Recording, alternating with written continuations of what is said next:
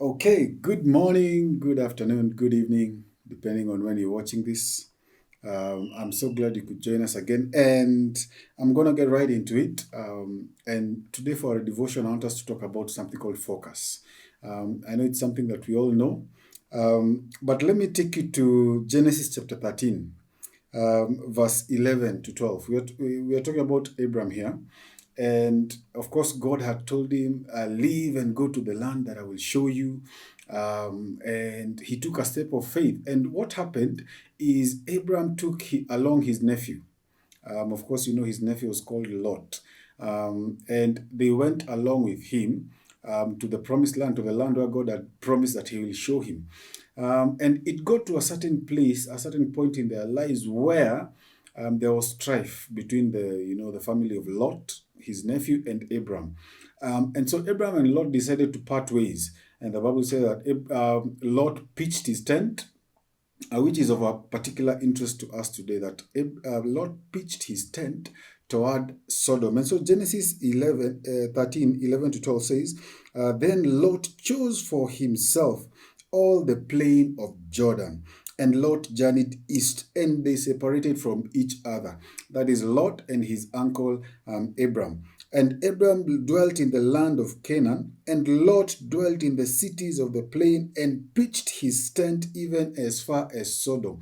King James Version will tell you he pitched his tent toward Sodom. And interesting to note that the next time you hear about Lot, he was actually inside Sodom.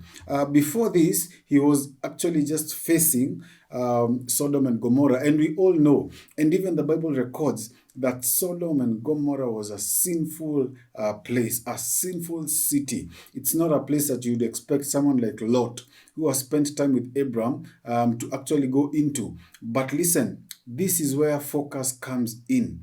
Lot probably did not want to go inside Sodom because he had heard of their reputation. He knew of how evil these guys were, how wicked they had become. These guys were so wicked to the point that God decided to destroy the whole city. And so Lot must have been in a space where he knew that this place is a sinful place. But nonetheless, he fixed his eyes. Like every morning, this guy used to wake up, he used to see Sodom and Gomorrah. And there's something about focus that attracts, because the next time you hear about Lot, he was actually inside of Sodom and Gomorrah. And that's why I want you to think about what you're focusing on today. Because whatever you focus on will actually attract you, it will draw you. It is interesting that in a dark place, people usually just go towards the light, because that's light is a place that you focus on. And it is, you have to appreciate that whatever you put your eyes towards, it's going to attract you. It's going to be like an influence in your life, whether good or bad. And so we have to be careful about what we focus on, what we put our eyes towards. It is interesting as well to note that even right now in our generation, there are so many things that are struggling or fighting for our attention. Things are trying to capture our attention through our phones. Like I have my phone right now, through our tablets, through our TVs and all that stuff. We usually arrange our houses facing the TV. It's not a coincidence, because that's what we want people to focus on, towards the TV. And some of us have very big TVs, and so whenever you sit in the room, everyone is facing in one direction. Why? Focus will always attract you. It will always influence how you do things around you. And so there is power in focus. There is power in what you put your eyes toward. Philippians 3:13 to 14 says, brethren, I do not count myself to have apprehended, but one thing I do, and that is where I want you to focus. One thing I do. There is power in focus. And it is imperative for you and I to actually choose the things that we focus on.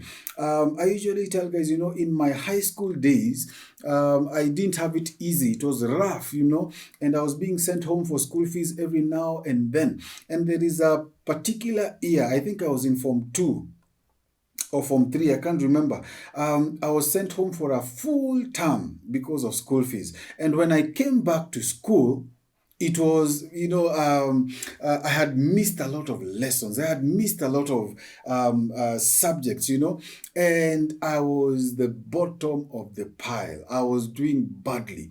But I decided, you know what? For this period that I'm going to be in school, I am going to focus on my studies like nothing else. People used to leave school at around 5 in the evening. I used to stay all the way to 9. Why? I was focused on what I was doing. Nothing was more important to me at that particular time than my books. Just like you've read, the one thing that I was focusing on was on my books, and I gave it my all, and gradually, you usually say that you don't know you've grown.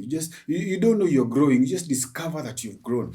And gradually, over the course of a few years, I became among the best at what I did in school, and that's the power of focus. And I found that everything that I have focused on, I've always grown at it. I've always gotten better at it. And that's why you're seeing the one thing that I do. And for me today, it is to urge you, please focus on the things that are right. Focus on the things that are going to add value to your life. Philippians chapter 4 verse 8 says, finally, brethren, whatever things are true, whatever things are noble, whatever things are just, whatever things are pure, whatever things are lovely, that are of good report, if there is any virtue, if there is anything praiseworthy, meditate on these things. Focus on these things. Don't be like Lot. Don't focus on Sodom and Gomorrah. Don't focus on the wicked things. Don't focus on the evil Instagram pages. Don't focus on the evil Facebook posts and all that kind of stuff. Focus on the things that are praiseworthy. Focus on the things that are noble. And eventually you'll be drawn towards such things. Focus on the things that are going to add value to your life. Right now, most of you all are in school. Focus on your studies. You're going to get good at it. Focus on your education. You're going to excel at it. We're going to celebrate you one day when you sit for your exams. Why? There is power in focus. And so be jealous about what you set your eyes on. Be jealous. Be shrewd about what you're going to choose to focus your time on. Put your energies to one thing and do it well. Don't be a jack of all trades and an expert at nothing. Put your energy on one thing. Excel at it. Right now, your worry is not, I don't expect my kids to start worrying about school fees. I expect them to worry about homework. Focus on one thing. Let your parent worry about your school fees. Focus on your education. Focus on Jesus Christ. Bible says that I fix my eyes on Jesus Christ, who is the author and finisher of our faith. Listen, focus on Jesus. You're going to get more and more like him. There is power in focus. And today, choose what you set your eyes towards. Choose what you consume, because there is power in focus. Amen. God bless you.